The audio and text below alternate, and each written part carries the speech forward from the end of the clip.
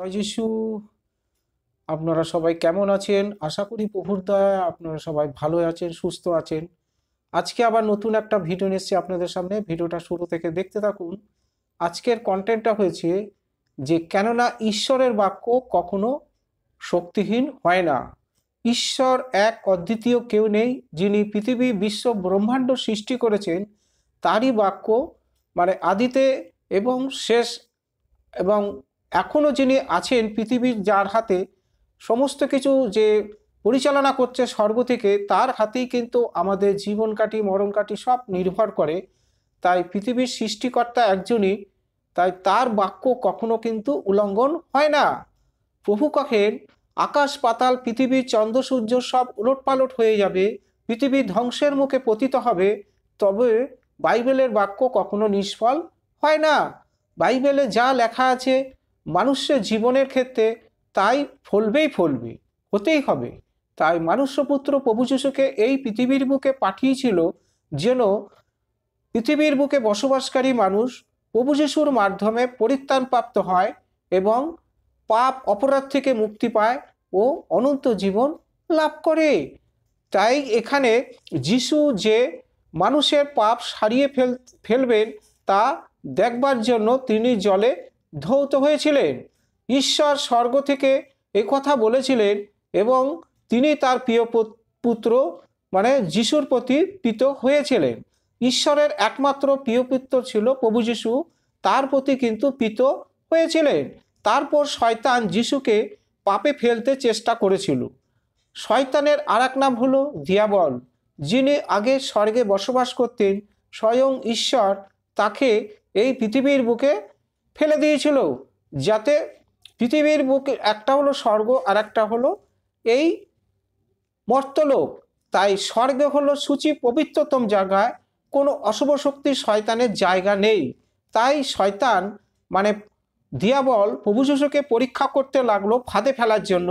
শয়তান যিশুকে মানে ঈশ্বরের অবাধ্য হতে চেষ্টা করেছিল, কিন্তু যিশু তা করেননি, কারণ তিনি ছিল সূচি পবিত্রতম ব্যক্তি আর তখনও পাপ করেননি।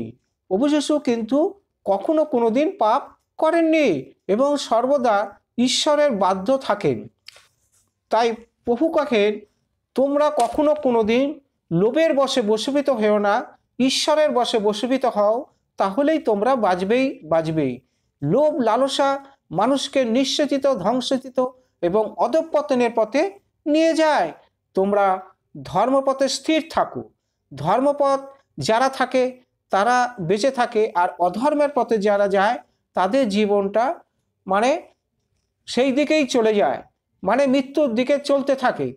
তাই প্রভু সবসময় মানুষকে শিক্ষা, ঈশ্বরের যে বাক্য বচন শিক্ষা সেগুলো উপদেশ দিত। প্রভুর 12 জন শিষ্যকে তৈরি করে সেই শিক্ষাগুলো, প্রভু যিশুর সমস্ত শিক্ষা 12 জন শিষ্যকে জ্ঞানের আলো উপদেশ, সৎপথে চলার পরামর্শ দিত, যেটা আমাদের ঘরের বাবা মা আমাদেরকে শিক্ষা দেয়। ঠিক তেমনি প্রভু তার পৃথিবীর বুকে বসবাসকারী মানুষকে শিক্ষা দিতেন, জ্ঞানের আলো উপদেশ দিতেন। তাই এখানে বলা হয়েছে যে আপনার মনের পরিবর্তন পথটি ঈশ্বরের বাক্য অধ্যয়ন। ঈশ্বরের বাক্য যারা বাইবেল পুস্তক বা কোনো জ্ঞানের বই থেকে যদি আপনারা পাঠ করতে পারেন, তাহলে অধ্যয়ন করতে হবে। বলছে আপনার মনের পরিবর্তন পথটি ঈশ্বরের বাক্য অধ্যয়ন এবং ধ্যান করার মধ্যে খুঁজে পাওয়া যায়। বলছে ধ্যান করার মধ্যে খুঁজে পাওয়া যায় এবং এটা ঠিক ভুল চিন্তার মধ্যে পার্থক্য জানার পথ। মানে আমরা নানা রকম মনের মধ্যে নানা রকম ভুল চিন্তা ভাবনা করি, তাই ঈশ্বরের পথটাকে সঠিক জানতে পারলেই আমরা কিন্তু সেই পথেই, সঠিক পথেই চলতে পারবো। তাই প্রভু কহেন যে কেননা ঈশ্বরের বাক্য কখনো শক্তিহীন হয় না। যে কোনো মানুষ যদি ধরে থাকে যে প্রভুই একমাত্র পথ, প্রভুর হাত ধরেই কিন্তু আমরা পিতা ঈশ্বরের কাছে পৌঁছাতে পারি। অন্যথায় কখনো কোনো দিন এই পৃথিবী থেকে সরাসরি কখনো কোনো মানুষ সরাসরি স্বর্গধামে ঈশ্বরের কাছে পৌঁছাতে পারে না।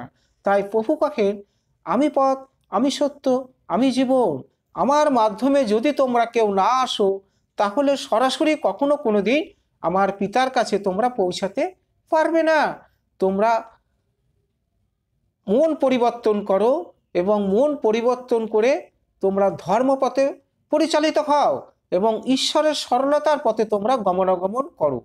তাই এখানে প্রভু সবসময় তার পৃথিবীর বুকে বসবাসকারী মানুষ সবাইকে শিক্ষা দিতেন, জ্ঞান বুদ্ধি দিতেন, যাতে তোমরা অধর্মের পথ ছেড়ে দিয়ে ধর্মপথে ফিরো এবং মনকে তোমরা পরিবর্তন করো, ঈশ্বরের বাক্য বচন তোমরা ঠিক থাকো, সেই পথেই চলো।